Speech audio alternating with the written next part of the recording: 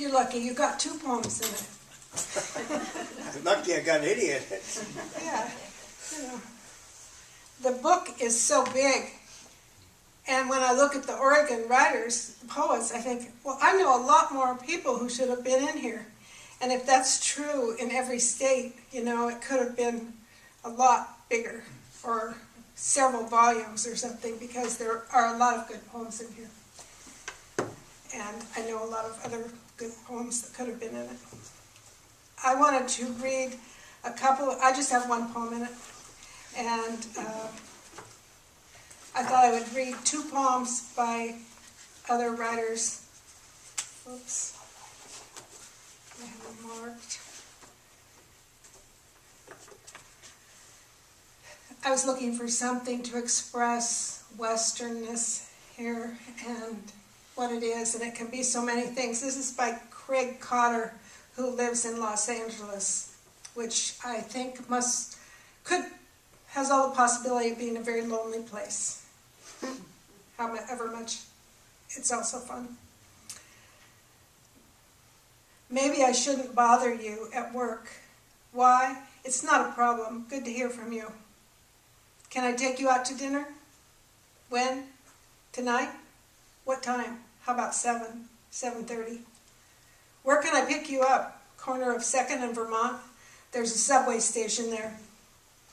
A straight Mexican couple in their early 20s says they walk north on Vermont sidewalk. The male looks at me and smiles. I think of the restaurant co-workers of Eduardo who laughed at him as he took my call. 7:14. Is this Eduardo? Yes. Do you also work at Chopsticks? Yes. Man laughing at him in the phone background. Eduardo's voice stays serious and focused.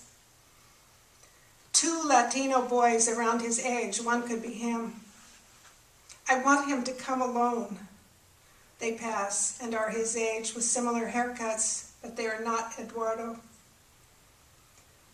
7:41. Walked to the intersection and looked in the subway. Man after un-Eduardo man walks by. Now none of them is his age. He is apparently 19. The sun is down, and now there is twilight. I still glance at the walkers, like initially waiting for his phone call. Every ring could be him. Now as it gets dark, more walkers could be him. 8:04. Another one that could be him. Another one that isn't. And by somebody, Ed Leahy. I don't know Ed Leahy, but he's in Montana, and he kind of has a been through it all look to him in the picture, you know. And his poem, I think I'm looking for Loneliness in the West or something like that, is interesting. It's called Inside Her. I'm in deep trouble, she said to him, the first time in history anyone had spoken of me. The year 1936, Butte, Montana, not far from here. She was 18. He had just come down the hill, a shift in the Never Sweat, $2 a day on a Widowmaker. She bawled, then soft tears. What should we do? This is a fine time to ask, he said, looking at his muddy brogans, his face coal dark. They fought and screamed at one another, then a long silence, and she asked again, well? All the while, I lay curled up, my heart beating in the darkness inside her.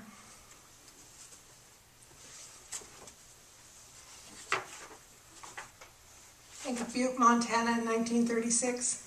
You know, rough place. When I was thinking of poems to send to Lowell Jaeger, or Jaeger, is that how you say it? I heard somebody say Jaeger, yeah. I thought, well, what's Western? And I thought of this poem, Driving. And it's Western, right? Because when I was growing up, all we did besides go to school was drive around, you know.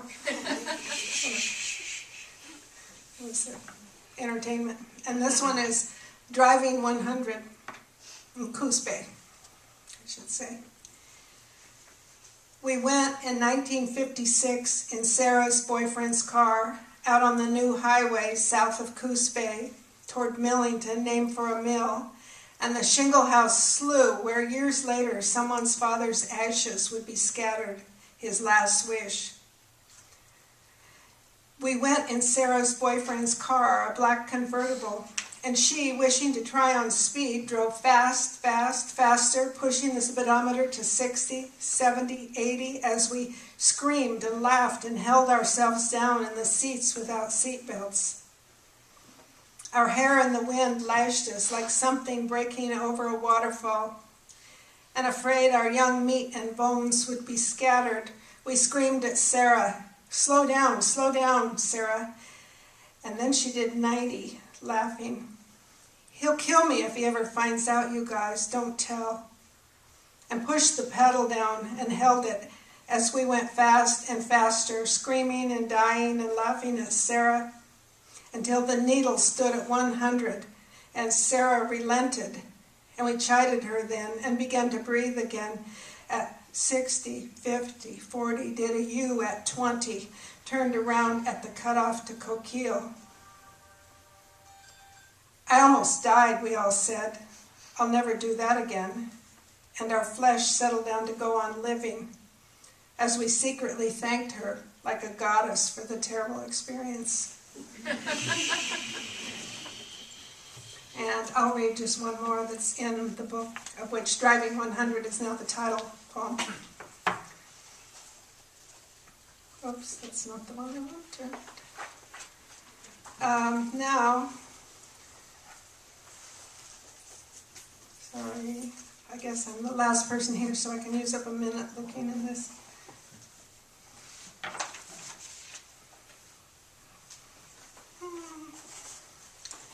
Okay. All right. I've lived with my husband out on this farm in Yamhill County for 24 years, 25 years, whatever, 20, something like that. Not that long, no, whatever. Anyway, and we raised sheep for a long time, and now we're down to 2 old sheep. But I really liked raising sheep. I kind of miss having lambs, so I'll read this. I'm not driving around home, but I think sort of Western. Every year, when they are 2 or 3 weeks old, the lambs begin to gambol as if no other lambs had ever gambled, leaping in the air with a joyful twitch, kicking their legs and running in a little herd back and forth, exhilarated, as if they believe they have invented gambling. And every year they discover the 2-foot bowl growing from the side of the oak tree's trunk, like a woody wart. They climb on it, pushing one another off, as if they had invented pushing off. And every year I call to my husband, "Look at the lambs, they're playing King of the Hill." And I laugh as if I'd never before seen them do such a thing. Thank you.